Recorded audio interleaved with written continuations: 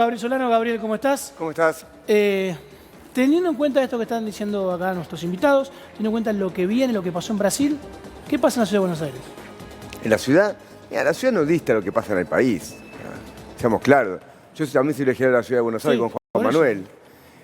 Voy a estar en esa sesión especial que él hablaba, pero es difícil pensar que la política de la ciudad de Buenos Aires es muy distinta a la del país. De hecho, el presupuesto que acaba de mandar el Gobierno Nacional al Congreso, de acuerdo a toda la previsión, lo va a aprobar el macrismo. Han dicho que van a aprobar el presupuesto. ¿Y por qué lo van a aprobar? Porque es un presupuesto diseñado con el Fondo Monetario Internacional. En lo esencial, es un presupuesto que tiene de acuerdo del FMI. Si tiene de acuerdo del FMI, Macri va a levantar la mano. No va a votar en contra, no puede votar en contra. Y es un presupuesto claramente de ajuste en todos los planos. Acá se dice algo que no se puede dejar pasar. Acá, en estos últimos años, las empresas han ganado fortuna y el salario cayó. Es decir, que hubo una distribución del ingreso regresiva para el pueblo argentino. Y se demostró con este conflicto neumático, déjame decirlo, porque se decía que no había plata para aumentar los salarios. Y la guita apareció. ¿Por qué apareció? Apareció la guita porque hubo una huelga en serio. Como una huelga en serio, las empresas pusieron la plata porque la tenían. En Argentina se veía un cuadro el otro día que tenemos las gomas más caras del mundo y los salarios de los más bajos del mundo. Es decir, que no estaban caras las gomas porque el salario estaba alto. Están caras las gomas porque hay beneficios extraordinarios de un grupo económico. ¿Qué hizo Sergio Massa? Un papelón. Reúne a todas las empresas, a sindicatos que no estaban luchando y deja fuera que está luchando, y los amenaza de que si no levanta la huelga, va a utilizar los dólares que tiene pocos el Banco Central para importar cubiertos y romper la huelga. Un escándalo. Un gobierno que se reclama nacional y popular. Pero a mí me parece mal que un funcionario nacional trate de poner, a ver, había empresas automotrices que estaban paradas y perjudicando a otros trabajadores porque había un paro. Lógico, pero por culpa de las empresas que no daban el aumento. Si hubiese dado ese aumento... Pero tu huelga, cuando tu huelga empieza a afectar los derechos de otros trabajadores, ¿qué haces? No. Lo que afectaba el derecho de los trabajadores era a las empresas que no daban el aumento. Ahora dieron el aumento y se superó el conflicto. ¿Por qué no lo dieron hace 5 meses? Así funcionan. No, ¿a qué voy? ¿Por qué no lo dieron hace 5 meses? El gobierno las apañaba. Un criterio, con tu criterio es así. Tu planteo es, si yo te agarro, te crucifico y te pongo una hoguera abajo, sí me vas a dar lo que te pida. Por más que, ¿por qué no me lo diste hace 6 meses? Y porque te estoy amenazando aunque te voy a matar. Te lo doy vuelta. ¿Por qué la empresa no lo daban? Podían darlo, pero ¿por qué no lo daban? Porque ninguna empresa quiere dar plata nunca. Bueno, vos vas a ver al ministro de Economía del país y te dice, yo te apoyo. Y encima abrías importaciones, ¿qué dice el empresario? Tengo el gobierno de mi lado. No, bueno, no voy a dar. Gabriel, pero igual hace 6 meses el conflicto lleva medio año, no estaba ni este ministro, ni la realidad del país era otra. Lo que sí hay que destacar es que la lucha de los trabajadores organizados lograron hasta la solidaridad de los sindicatos de Brasil. La pregunta es, vos hablábamos de los alimentos, ¿qué se puede esperar? ¿Que los sindicatos que trabajan en las empresas alimenticias tengan que dar la pelea? Bueno, a ver. El tema de los alimentos primero el gobierno tiene que tomar alguna medida. ¿Cómo cuál? A ver, si en Argentina aumentó la indigencia, de acuerdo a las estadísticas del INDEC, es porque los alimentos, que componen una cuestión fundamental del consumo popular, aumentaron más que los salarios. Entonces tenemos más indigencia en Argentina. Si el gobierno no toma medidas... ¿Cómo cuál? Pensemos, primero, ayudemos al gobierno a ver ¿qué vamos a hacer con los márgenes de ganancia de las empresas? ¿Lo sabemos o no lo sabemos? Sí. ¿Por qué no se abren los libros de las empresas para saber? El otro día fue de Mendiguren, para que tomemos un ejemplo, un funcionario, déjame decir una cosa nada más. Sale a decir, los trabajadores ganan mucho. ¿Cuánto gana la empresa? ¿Por qué un trabajador que gana 150 lucas tiene que mostrar recibo de sueldo como si fuese no sé quién? ¿Cuánto gana la empresa? No lo sabe nadie. Ahí te hacemos un punto, nadie Gabriel, lo sabe. hacemos un punto, lo quiero... Que muestre recibo de sueldo alto. Gabriel, aguanta un segundo que incluso te voy a decir una cosa. Acabamos de ganar una apuesta. Porque no nombraste a la CGT en tu primera intervención. Bastante bien estás. No nombraste a la CGT en tu primera intervención. La dejé para la segunda. Está bien, pero la apuesta era la primera. Así que la perdimos. Ahí está. Juan Manuel, antes que despedirte, Juan Manuel, agradecerte por estar con nosotros. Gracias a vos. ¿Cuál es la agenda que, primero, explicaron de vuelta lo que va a pasar el jueves? Es muy importante que la gente lo entienda. El 13 de octubre vamos a llevar adelante una sesión especial para derogar el impuesto a las tarjetas de crédito que no solo perjudica a todos los porteños, sino a todos los argentinos. Y que vamos a poner de manifiesto que acá, si efectivamente se busca mejorar el bolsillo de la sociedad, es necesario que haga un esfuerzo el sector público. No puede haber una fuerza política que en el Congreso Nacional diga que quiere bajar los impuestos o que no apruebe ninguna medida redistributiva para los bolsillos de la gente y luego cuando administra su distrito aumenta, como por ejemplo la presión tributaria, aumentó en la Ciudad de Buenos Aires de 2007, cuando empezó Macri a gobernar hasta hoy, un 53% más de bolsillo de los ciudadanos que se queda el Estado, administrado en este caso por el PRO. ¿Cuál es la situación que está viviendo hoy en las escuelas? Bueno, tiempo de abandono. Te doy un dato ilustrativo. En lo que va del año, el gobierno de la Ciudad de Buenos Aires gastó en publicidad 20 millones de pesos por día. ¿Por día? 20 millones de pesos por día gasta Rodríguez Larreta. Y solo gasta 5 millones de pesos por día en la infraestructura de las escuelas.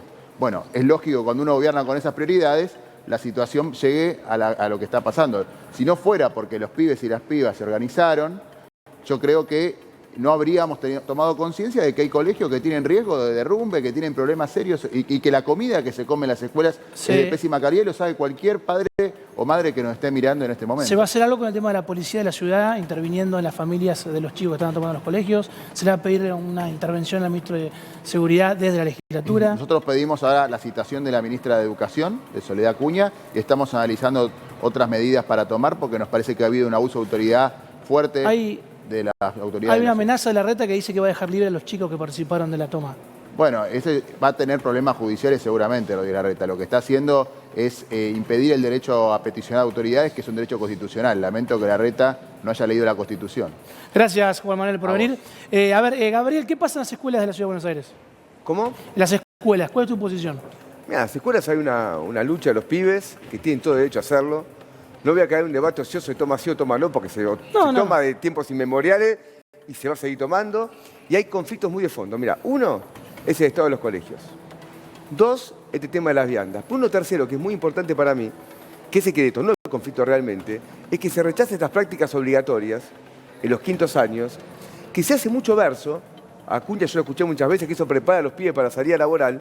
Y cuando vos ves lo que hacen los pibes que lo mandan a laburar, lo mandan a servir coca, los mandan a hacer camas, a limpiar vidrios. Está todo bien limpiar vidrios, yo he laburado de eso. Ahora, pero que te paguen. Está bien. Porque te tienen que pagar. Pero también a veces entramos en ese discurso donde terminamos denigrando ese trabajo. No, pero te acabo de aclarar. Yo no denigro nada, pero que va a hacer eso le pagan.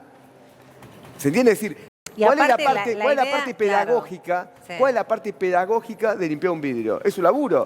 Si vos limpias un vidrio, te tienes que pagar un salario. No me digas que es algo pedagógico, pero el pibe que va a limpiar un vidrio no está en el colegio y dejó de estudiar historia, geografía, filosofía, matemática. Yo prefiero un pibe que esté en un colegio estudiando materias que lo forman para toda su vida y no haciendo una tarea práctica no remunerada que le conviene a un empresario. Sí, claro. Pero yo capaz que juego el rol de ese personaje que tenía Franchella del Gris, no me acuerdo el nombre. El antiguo. Gracias. Porque traigo ejemplo de nuestra historia. Existían las escuelas fábricas en la Argentina. Sí. A ver, ¿no? Las escuelas fábricas, ¿qué hacían? Formaban pedagógicamente, desde el punto de vista pedagógico y técnico, a los trabajadores que había para adelante. Digo, son elementos interesantes para tener en cuenta. Digo, y volviendo a la discusión anterior, después de 6 meses de conflicto, ¿sí? Cuando uno de los secretarios generales de la CGT decididamente apoya el conflicto, algunos dirigentes del Frente de Todos expresamos nuestra idea de que no puede castigarse al trabajador, resulta ser que se arregla. Se arregla y se arregla con dignidad para los trabajadores en función de esto que planteábamos antes. Veamos los balances de las empresas, veamos cómo están y qué es lo que están haciendo. Y volvemos a esta idea anterior. Hay un empresariado argentino que, como no tiene carácter nacional, lo que busca es maximizar permanentemente su ganancia, dejando el conjunto afuera. Bueno, no lo vamos a permitir porque en ese país no entran los casi 50 millones de argentinos que somos. Y nosotros queremos una Argentina para todos y para todas. A ver, teniendo en cuenta, Hugo, ¿sí? Pensé que me habías hecho una señal, disculpa. Yo coincido, pero digo, vuelvo sobre el tema de los alimentos. Discúlpenme, más allá de los neumáticos y más, vuelvo al tema de los alimentos. Las alimenticias hoy están haciendo un desastre en la canasta básica de las personas, de los argentinos. Me parece que esas grandes empresas tienen, en algunos casos, regímenes de promoción, subsidios, todo tipo de auxilio o ayudas del Estado, y hay que ser inteligentes en esto, es decir, hay que de alguna manera administrar el esfuerzo del Estado para no ayudar a empresas que vienen ganando y vienen remarcando precios. Pero puede ser una mapa que se entienda. Quiero ser absolutamente claro, yo soy, lejos de Lozano, yo soy capitalista, estoy en las antípodas de Lozano y de la izquierda. Ahora, la eficacia del Estado tiene que estar puesta al servicio de la ciudadanía. Congelamiento de precios, ¿por qué? ¿Por 3 meses, por ejemplo? Hay que congelar precios. A ver. Hay que inyectar. Pero si pone una masa no lo va a hacer. A ver, pusieron una masa. Espera que termine la idea. Te juro que te van a dar lugar para hablar, y así nos entendemos. Y a mí, es más, creo que vamos a coincidir en un montón de cosas. Yo creo que hay que hacer congelamiento de precios, hay que inyectar en los que menos tienen y hay que fortalecer al sector del trabajo, que es uno de los que está. Hoy tenemos una cosa inédita en la Argentina, trabajadores registrados con la línea de la pobreza. Sí. Eso hay que terminarlo ya, no al mismo tiempo que se recupera el conjunto de la economía. ¿Es complejo? Claro que es complejo. ¿Es de la noche a la mañana? Claro que no. Ahora, es el camino que hay que llevar adelante. Está con nosotros también Karina López Monja. Karina, ¿cómo estás? Gracias por venir. La economía popular hoy es casi, no una prioridad, pero sí su importancia es clave. Hoy gran parte de los trabajadores forman parte de la economía popular. ¿Dónde está el peso de la economía popular para discutir las transformaciones económicas? Bueno, en distintos lugares. En primer lugar, en los alimentos, digamos, los pequeños productores, productoras de la tierra. La agricultura familiar tiene mucho que ver con poder pensar otro tipo de alimentación y con no pensar que siempre las transferencias terminen en 4 vivos, como decía la vicepresidenta Cristina, ¿no? Puede crecer la economía, pero después termina aprovechándola 4 vivos de siempre.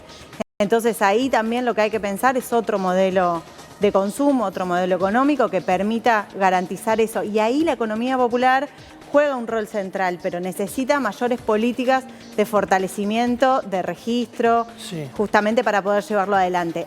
Esa es una situación. La otra es quienes no tienen absolutamente nada, lo hablaban hace un ratito. Nosotros hemos planteado con mucha fuerza desde el Frente Patria Grande el salario básico universal y finalmente seguramente esta semana Massa haga el anuncio de ingreso de refuerzos, que tiene que ver con los que menos tienen, los que no tienen absolutamente nada, y es urgente garantizar lo básico. Vos recién con lo que decías con respecto al proyecto, al modelo de economía popular, ¿se escucha a los representantes de la economía popular para diagramar las políticas económicas públicas o todavía eso no pasa? No pasa del todo. ¿Consideramos un sector marginal cuando al contrario es un sector, creo que yo, trascendental? Yo creo que el problema es que muchas veces no se escucha, no se comprende y lo que termina pasando es que no hay políticas efectivas que lleguen a la economía popular, ¿no? Digamos, ese fortalecimiento real. De hecho, la Unión de Trabajadores y Trabajadoras de la Economía Popular, la UTEP, que agrupa a los trabajadores y trabajadoras del sector, ha planteado una ley integral de tierra, techo y trabajo que no se ha tratado. Ninguno de esos proyectos ha avanzado y tienen que ver justamente con el fortalecimiento del sector y con la posibilidad real, digamos, de garantizar derechos. En Argentina hay muchos trabajadores y trabajadoras que se han inventado su propio trabajo y sin embargo hoy todavía no tienen derechos garantizados. Adrián, agradecerte por venir. La última pregunta que te quiero hacer con respecto a lo que vos dijiste recién, algo muy puntual. Me gusta cuando escucho por parte de la política esto de decisiones concretas. A ver, esto es lo que se tiene que tomar. Hablaste del congelamiento de precios. ¿Se está discutiendo dentro del gobierno nacional esto? Sí, claro, permanentemente y buscando caminos alternativos. Lo que no hay que hacer acá es dogmático, digamos, ni para un lado ni para el otro. Todos los días nos generan situaciones y se nos generan novedades que hay que resolver. Lo que hay que tener es una mirada estratégica. Si queremos, tenemos que avanzar hacia un lugar donde el conjunto de los trabajadores, de la economía informal, de la economía formal, puedan desarrollarse con dignidad. Bueno, eso es lo que nosotros tenemos que hacer.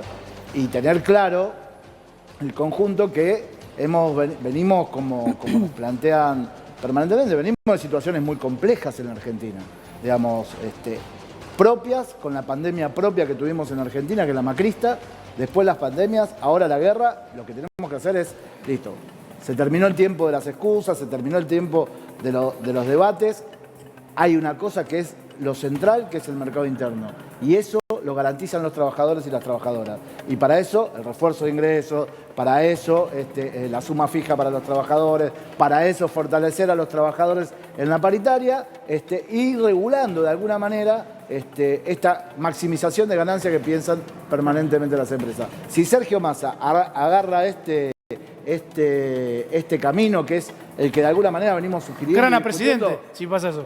Si pasa eso, grana presidente. Con Cristina nos va a ir mucho mejor, quédate tranquilo. Muchas gracias, Adrián, por venir. Sí, Karina, quería preguntarte, ya que estás acá, el Frente de Patria Grande estuvo a días, andás a ver cuánto, de irse del Frente de Todos. Habían convocado abiertamente un congreso, se había manifestado que esa era la intención, vino en el medio el intento de atentado a Cristina Fernández y el Frente de Patria Grande decidió quedarse adentro, logró también bajo su impulso que se incluyera este refuerzo dentro del decreto que hizo Massa del dólar soja, pero la situación de los trabajadores de la economía popular, si los tomamos como los informales, ya llevan perdidos 14 puntos contra la inflación, por ejemplo, si tomamos el trabajo no registrado del INDEC.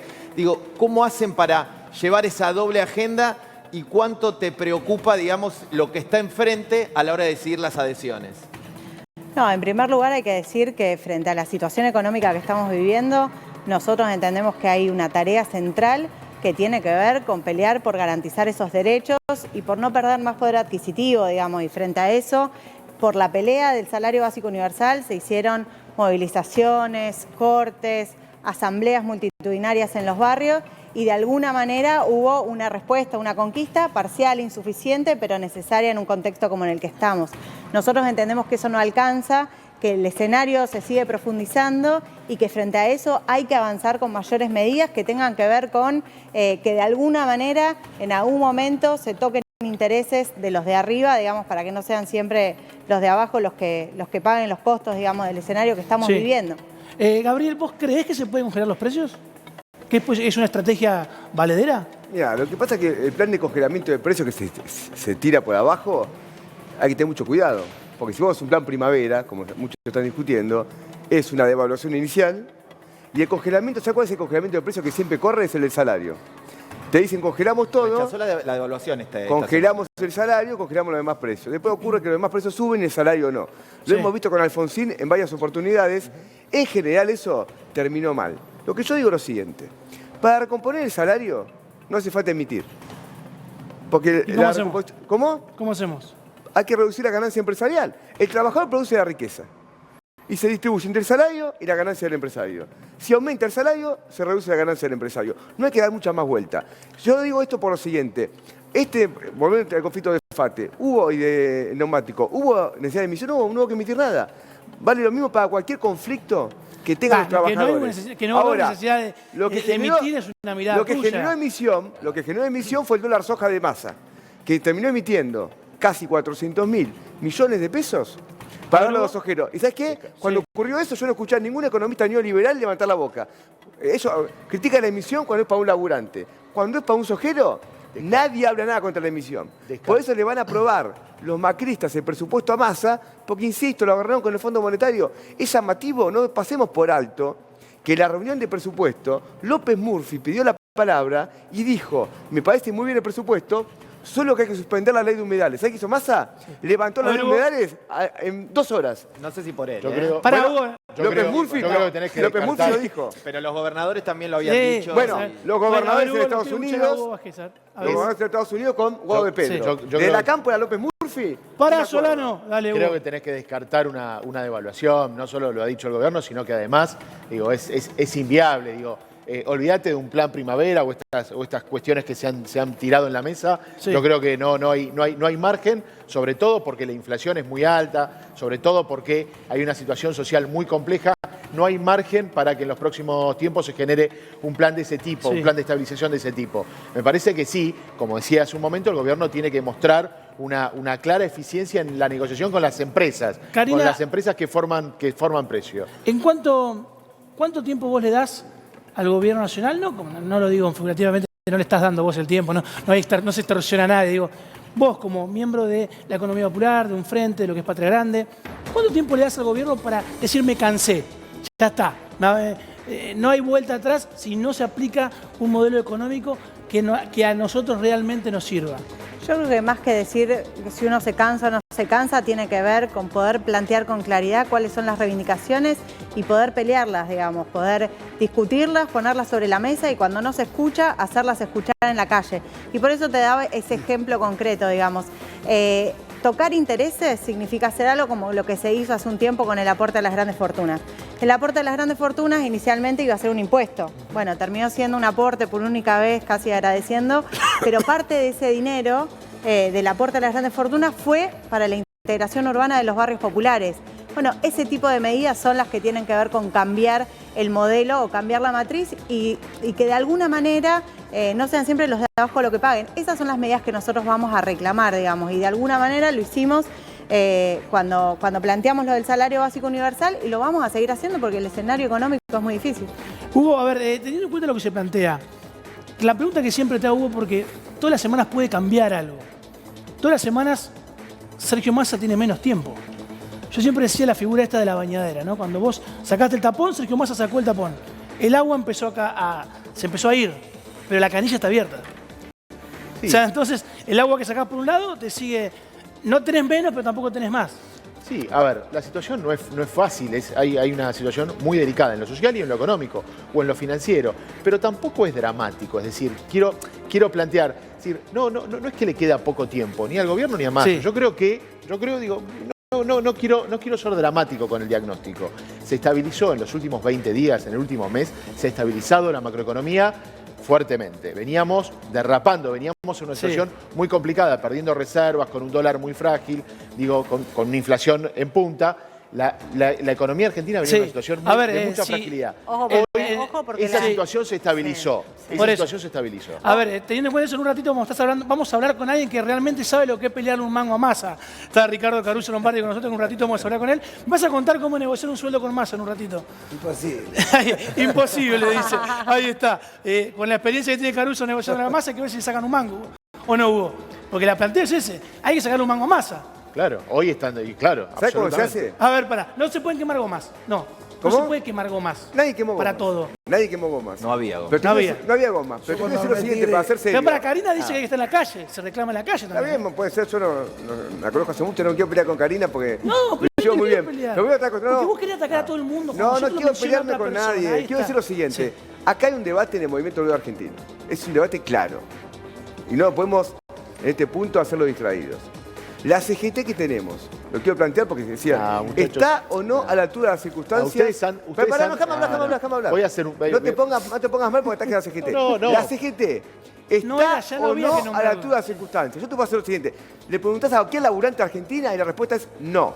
Ustedes a cualquiera. A ver, pero a ver, la CGT fue en el medio del conflicto neumático a decirle a Alberto Fernández, póngase firme con los trabajadores. Muchachos, fue lo que ocurrió. Ustedes han, la izquierda en este país han puesto en riesgo el trabajo de la cadena industrial de los automóviles. Han puesto en riesgo el trabajo de un montón de argentinos por fuera de los neumáticos. En un ratito dijimos en el grupo, hagamos una trivia. ¿Cuánto tarda Solano desde que empieza a hablar en nombrar a la CGT? Agustín Albarrey dijo 2 minutos y medio. Borelli dije, para mí la segunda intervención, Lourdes se rió porque pero digo, fue la cuarta. Pero yo dije en la primera. Juan Cruz, el conflicto de neumáticos, yo no vengo a hablar del conflicto de neumáticos, pero es el punto más claro de que la izquierda choca una calecita. Está bien. Choca una calecita. Han puesto en riesgo durante 5 meses el trabajo de grandes sectores. Está bien, él opina como un empresario. En Argentina, cuando siempre pierde el laburante, una vez que gana el laburante, se pone muy nerviosos varios. Hay que reconocer que esa pelea la ganaron los trabajadores. En la fábrica hay alegría, escúchame, ¿por qué no hacemos lo mismo? ¿Por qué no hacemos lo mismo en el Mata, en la UOC, en la alimentación? ¿Por qué no hacemos lo mismo? Porque guita hay. No nos creamos, señor laburante que mira Crónica, no se coman el verso que no hay guita. Guita hay.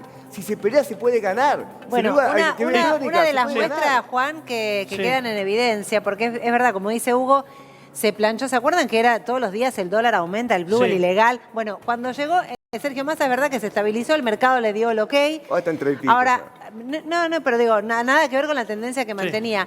Es cierto, y uno sabe que si el ilegal seguía subiendo, la inflación iba a aumentar. ¿Qué pasa con la inflación que se va a conocer este mes? Es posible que sea la más alta, la de septiembre. Los alimentos vienen empujando y de alguna manera es en sintonía con lo que dijo la vicepresidenta. Todo muy lindo, pero hay que aplicar medidas que sean inmediatas. Antes que despedirte, te doy un chance. Dale un minuto tranquilo.